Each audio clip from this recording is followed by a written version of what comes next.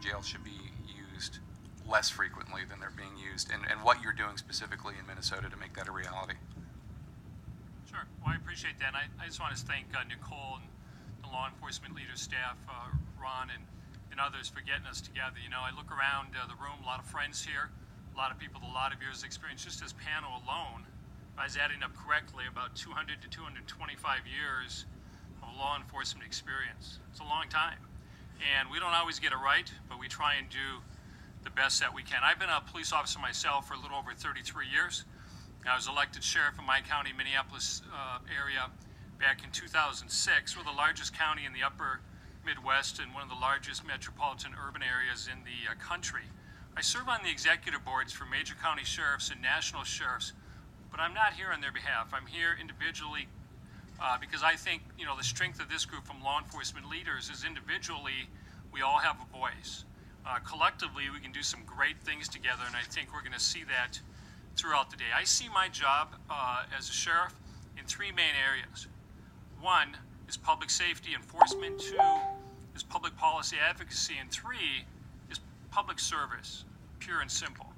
I joined the Law Enforcement Leaders Group a couple years ago at the urging of Ron and others so I can keep up to date on cutting edge technology and best practices and learn from my colleagues across this country, and I have not been disappointed. I think to raise awareness about the challenges we face in doing our jobs and to identify some of the much needed improvements for the criminal justice system. I'm also fortunate to have a great county attorney that works with me day in and day out, Mike Freeman, who's going to be speaking on the next panel. He does things for the right reasons. As such, sheriff's offices are a little different than local police chiefs, as some of you may know. I look at Sheriff Katusian, Sheriff Fitzgerald, former Sheriff Rohr, Sheriff Hamilton in the back of the room. We all have the same jobs at the end of the day, but the sheriff's offices are just a little bit different. The courts, warrants, civil process, jails primarily fall to the local elected sheriffs. We all do patrol, 911 dispatch, crime labs, investigations, and that's where we merge together with our police chief, our colleagues. But as the only sheriff on this panel, I also want to focus on what I see has become what I think is a misuse of our county jail, is getting right to the heart of it. Our jails should never be used as warehouses for the mentally ill or the chemically addicted. Everybody on this panel before me has said it, and others after me will say it, no doubt. In fact, last year at this time, we took a point in time of the booking population in a jail. About 52% came back treated, untreated, mental illness, right? Those numbers are huge. I used to only think about 1/3. Some parts of the country would say 3/4. And we came back at 52%. That made a huge impact in terms of our county policy and where we're going. Jails should never be used as substitutes, as shelters for veterans and the homeless, and there should be no criminal penalties for being poor, simply said. Now, this should be news to no one here at the National Press Club or our colleagues in the room. Now, we need jail alternatives, community-based drug treatment programs, community-based mental health services, and of course, placements.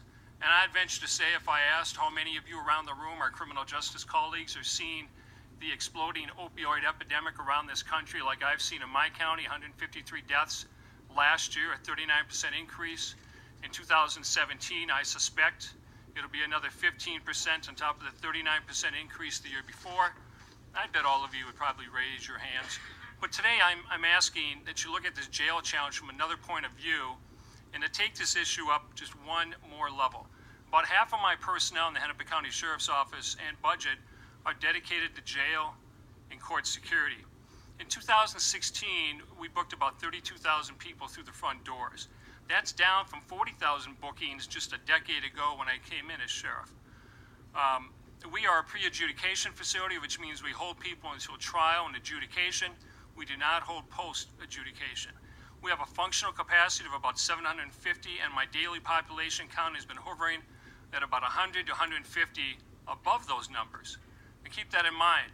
My overall bookings are down about 20 to 25% over a decade ago, but my jail population day to day, up. Why? Because the largest majority of arrests and bookings at the Hennepin County Jail occur when our courts are not at work. Arrestees become inmates, and then they wait hours and sometimes days for the court to convene between 8 a.m. and 4:30 p.m. Monday through Friday, excluding holidays. It is not being critical of our criminal justice partners. It is just a simple fact in my county. I know other parts of the country do things a little bit different, but if you want to get at criminal justice reform, here's another way to do just that.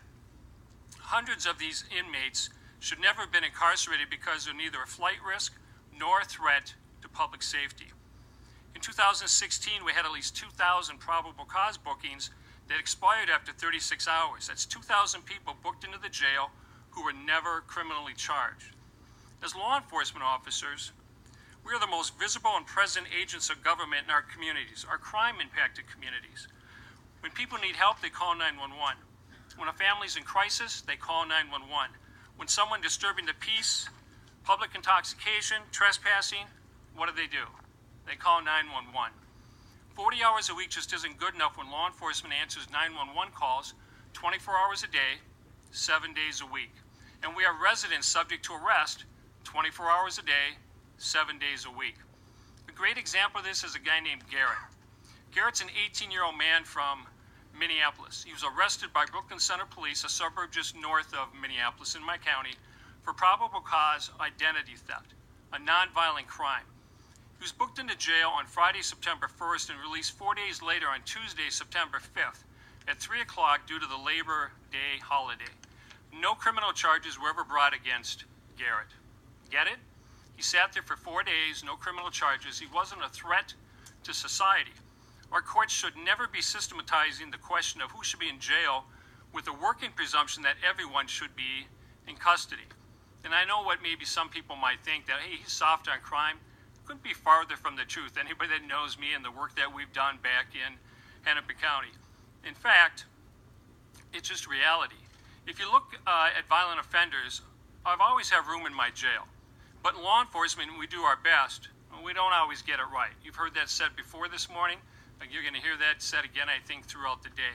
We want our jails reserved for the people who are afraid of, not the people who are just mad at or frustrated with. And we need our courts, our prosecutors, and our public defenders to fulfill their constitutional mission and make sure that we ask the right questions on the front end of jail time instead of after the fact. And for that, I thank you, and I look forward to the rest of our discussion on the panel.